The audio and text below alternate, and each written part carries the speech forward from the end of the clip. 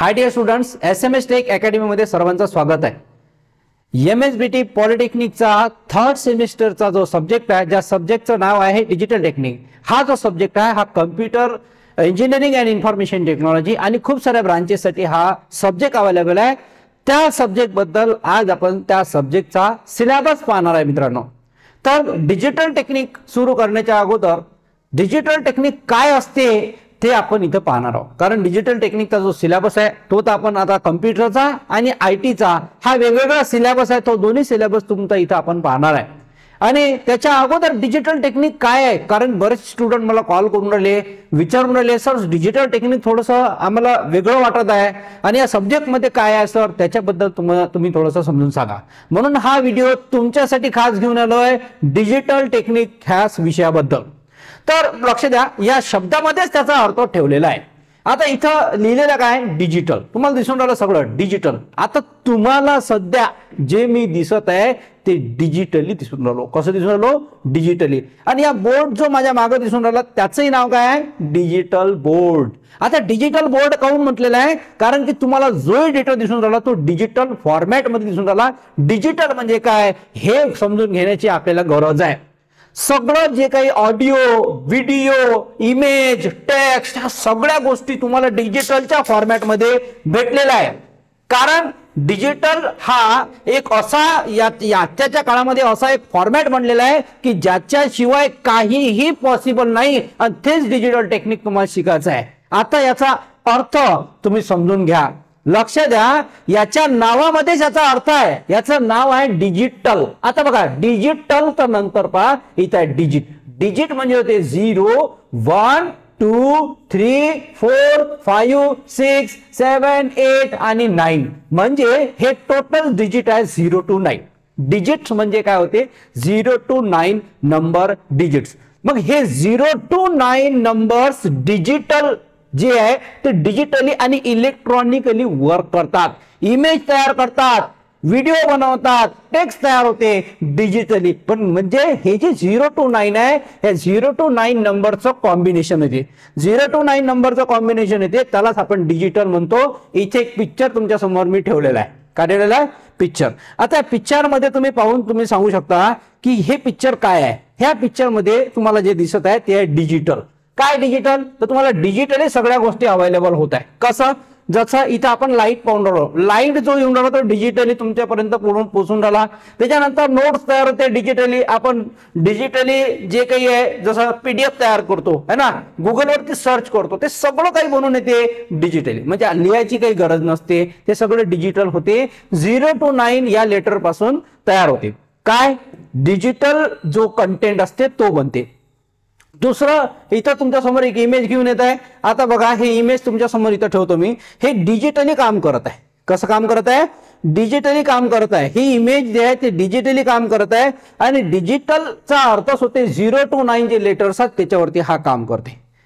Digitally 0 to 9 याच्यावरती काम करते। तर लक्ष द्या, इथं हा एक PC आहे, ठीक आहे, हा कम्प्युटर आहे। पण तो कम्प्युटर मध्ये काय वेगवेगळं वर्किंग करून राहिला। काय वेगवेगळं वर्किंग करून राहिलं, इथं तुम्हाला पेजेस पलटताना दिसून राहिले। जसं आपलं बुक पलटते, बुक वरती जशी रायटिंग पलटते, तसं डिजिटल डेटा हा इकडून तिकडे ट्रान्सफर होते। तो डिजिटली कसा होते, तर 0 to 9 जे डिजिट्स आहेत त्याच्यापासून तो डेटा इकडून तिकडे ट्रान्सफर होते। आता डिजिटलचा जर तुम्ही बघितलं तर डिजिटलचा हा चित्र है ना। आता सध्याच्या स्थितीमध्ये मी काही ठिकाणी पाहतो वॉच इथं ओपन केल्यानंतर वॉच वरती क्लिक करा, डायरेक्ट हवेमध्ये तुम्हाला सगळं काही डिजिटली पाहायला भेटून राहिलं। हे आहे डिजिटल है ना।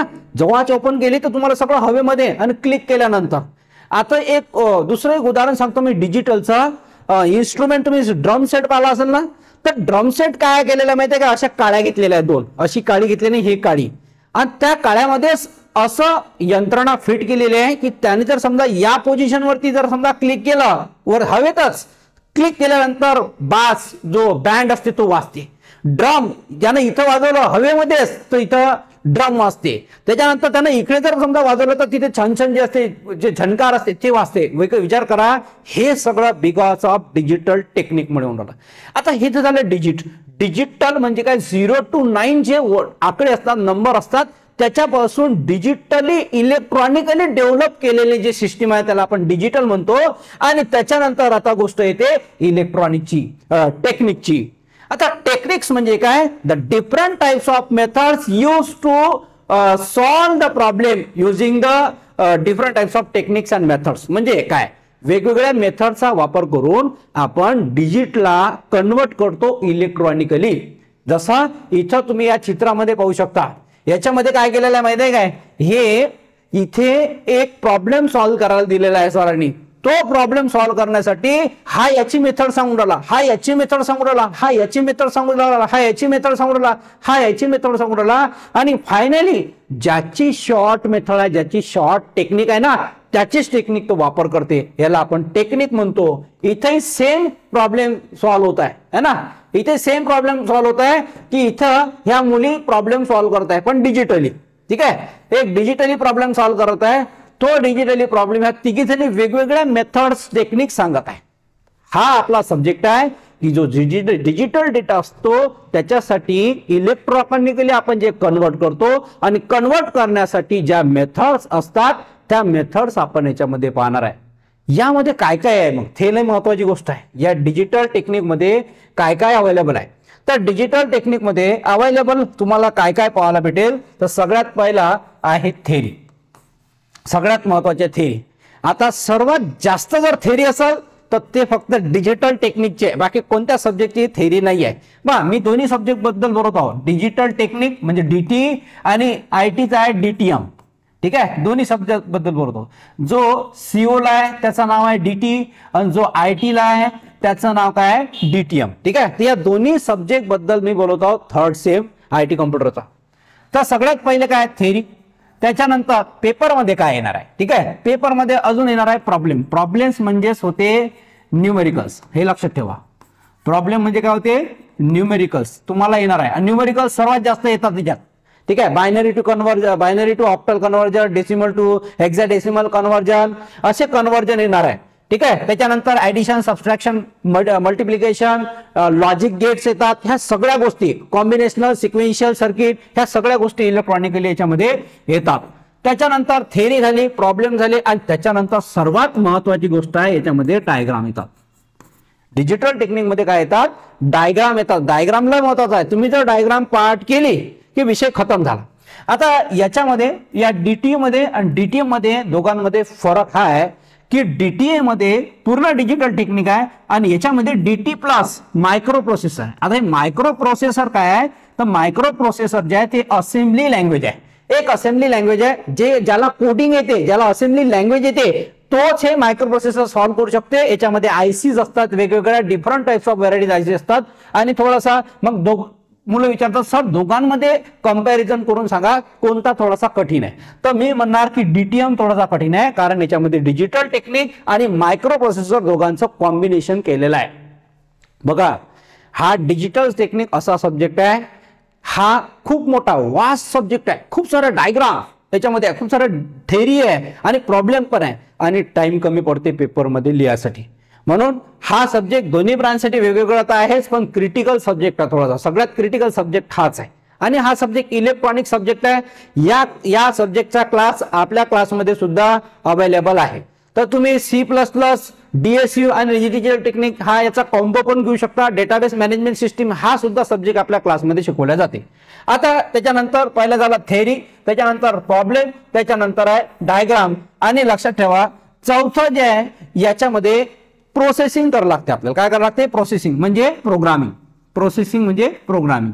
आता हे प्रोग्रामिंग फक्त कशामध्ये येते? मायक्रो प्रोसेसर मध्ये, डिजिटल टेक्निक मध्ये येत नाही. ठीक आहे, तर इथून तीन हे जे आहे हे डिजिटल टेक्निक आणि तिघांमध्ये कॉमन आहे, पण चौथी जे प्रोग्रामिंग आहे ते येते मायक्रो प्रोसेसर मध्ये. ठीक आहे, तर हा झाला ओव्हरऑल की तुम्हाला त्याचा कसा पेपर राहील, काय राहील. पेपर बद्दल तर काही सांगायची आवश्यकता नाही. पेपरमध्ये जर तुम्हाला सांगायचं असेल तर पेपरमध्ये काय करायचं आहे, तर तुम्हाला माहिती आहे 100 मार्कचा पेपर असते. म्हणजे 100 पैकी तुमचे 70 मार्काचा पेपर असते आणि 30 मार्क तुमच्या हातात असतात. हो, हे 30 मार्क तुमच्या हातात असतात. तुम्ही जर युनिट टेस्ट 1 मध्ये आणि युनिट टेस्ट 2 मध्ये जर समजा इकडेही आउट ऑफ घेतले, इकडेही आउट ऑफ घेतले, तर कोणी मायका लाल नाहीये तुम्हाला 30 पैकी 30 देणार नाही, बरोबर आहे की नाही? 30 पैकी 30 तुम्ही जर युनिट टेस्ट मध्ये घेतले तर कोणीही तुमचे मार्क्स कापू शकत नाही आणि कोणताही लेक्चरर तुमचे मार्क्स विनाकारण कापत नाही. लक्षात घ्या, तुम्ही स्वतःहून तुमच्या पायावर गोटा मारून घेता. पाहून घेऊ, अजून वेळ आहे कॉलेजला, नंतर जाऊ, कॉलेज सुरू झाल्यावर क्लासला जाऊ आणि कॉलेजला जाऊ. मग त्या धुंदीमध्ये तुमचे मार्क्स कमी होते आणि तुमचे मार्क्स इकडे 5 भेटते, इकडे जर 15 भेटले तर दोघांचे मार्क्स झाले 20. 20चा ऍव्हरेज निघते फक्त 10चा, तर 30 पैकी 10 भेटते आणि इकडे पोट्टा 70 पैकी 70 कमवते, 80 मार्क्स भेटते 100 पैकी, फसला गडी. हा प्रॉब्लेम होते आणि हा प्रॉब्लेम होऊ नये म्हणून युनिट टेस्ट पासून सुरुवात करा. ठीक आहे, याचा सिलेबस सुरू करण्याच्या अगोदर मी तुम्हाला डिजिटल टेक्निक बद्दल इन्फॉर्मेशन सांगितली, पेपर कसा असते ते सांगितलं. आता आपण जाऊ याच्या सिलेबसवर. ठीक आहे, सिलेबसला जास्त वेळ न घेता सिलेबस कोणत्या युनिट मध्ये काय आहे हे थोडक्यात आपण पाहून घेऊ. सगळ्यात पहिले आपण पाहू digital technique, computer engineering and all branches कोणते कोणते आहे. ठीक आहे, तर आपण सब्जेक्ट पाहताय डिजिटल टेक्निक, जो कम्प्युटरसाठी स्पेशल आहे. त्याच्यासाठी इथं ब्रांच दिलेला आहे, program name artificial intelligence and machine learning, automation, robotics, computer technology, computer engineering, computer science and engineering, digital electronics, data science. ठीक आहे, याच्यापैकी तुमची जर कोणती ब्रांच असेल, या जेवढे ब्रांचेस आहे तुम्ही वाचू शकता, या ब्रांच पैकी तुमची जर ब्रांच असेल तर हा सब्जेक्ट समजून घ्या तुमचा आहे. ठीक आहे, याच्यामध्ये स्पेशली सांगतो मी सीओ जो आहे, या सीओ साठी आर्टिफिशियल इंटेलिजन्स साठी हा सब्जेक्ट आहे. 3rd सेम पॉलिटेक्निकचा डिजिटल टेक्निक आहे. त्याचा जो कोड आहे, प्रत्येक याचा सब्जेक्ट कोड असते. जसा तुमचा मोबाईल नंबर हा तुमचा स्पेशल कोड आहे, तो मोबाईल नंबर लागल्यावर तुम्हाला कॉल लागेल, तसंच हा नंबर लागल्यावर याला कॉल लागेल. 313303 हा याचा सब्जेक्ट कोड आहे. हा कोड जर पाहिला तर आपल्याला मार्क्स याच्यावरती भरता येते, सगळं काही याच्यावरची प्रोसिजर करता येते. आता त्याच्यानंतर पेपर तर तुम्हाला पहिले सांगितलं किती मार्काचा असते. 100 मार्कचा पेपर असते तुमचा आणि 70 मार्काचा काय असते, 75 मार्काचा काय असते, प्रॅक्टिकल असते. हे बघा, 100 मार्कचा पेपर आणि 75 मार्कचा हे टोटल प्रॅक्टिकल, तर 175 टोटल 175चा तुमचा हा पूर्ण पेपर असते, जो पूर्ण प्रॅक्टिकल मध्ये पूर्ण सेमिस्टर मध्ये तुम्हाला कामाचं पडते. पोरं काय करतात, फक्त थेअरीचा अभ्यास करतात, प्रॅक्टिकलचा अभ्यास करत नाही. प्रॅक्टिकल मध्ये मार्क्स कमी भेटते, पर्सेंटेज तुमचे डायरेक्टली घसरते. हे लक्षात ठेवा. म्हणून असं होऊ नये त्याच्यासाठी तुम्हाला जमके आणि जोरात अभ्यास करायचा या सेमिस्टरला. ठीक आहे, तर आपण कम्प्युटर सिस्टीम, कम्प्युटर इंजिनिअरिंगचा सिलेबस पाहतो. याच्यामध्ये आपण फक्त पाहणार आहे युनिट्स कोणते कोणते याच्यामध्ये होणार आहे, हे महत्वाचं आहे. कोणते कोणते युनिट कम्प्युटर इंजिनिअरिंग मध्ये होणार आहे हे महत्वाचं आहे. कारण की या सेमिस्टरमध्ये पूर्ण युनिट्स जे आहेत ते थोडेसे वेगवेगळ्या टाईपचे युनिट. पहिला युनिट जो आहे तो नंबर सिस्टीम आहे ना, IT ला वेगळा आहे, कम्प्युटरला वेगळा आहे. ठीक आहे, तर इथं युनिट मी तुम्हाला दाखवून देतो. PDF ओपन होण्यासाठी थोडासा वेळ लागत आहे, तर इथं आपण युनिट पाहू.